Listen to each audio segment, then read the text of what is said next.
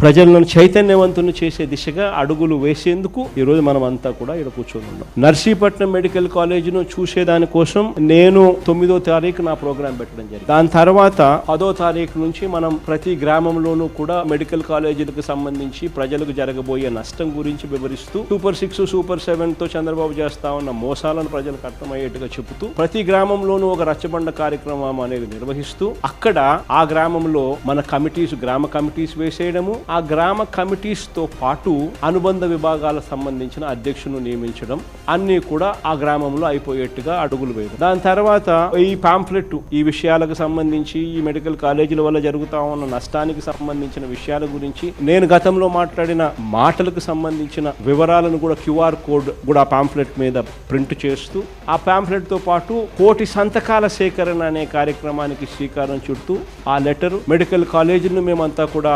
ప్రైవేటైజీకరణను వ్యతిరేకిస్తున్నాము అని చెప్పి ప్రజలు పెట్టబోయే సంతకాలను సంబంధించిన లెటర్ కాపీని దాని మీద కూడా QR కోడ్ ఉంటుంది. అవి గ్రామంలో ఇస్తాం ఈ గ్రామ కమిటీకి, అనుబంధ విభాగాల అధ్యక్షులకు. ప్రతి గ్రామం నుంచి కనీసం 500 మందితో సంతకాలు ప్రైవేటీకరణకు వ్యతిరేకంగా తీసుకుని ఆ ప్రోగ్రామ్ని ఇనిషియేట్ చేస్తాం. 10వ తారీఖు నుంచి ఆ కార్యక్రమం నవంబర్ దాకా జరుగుతుంది.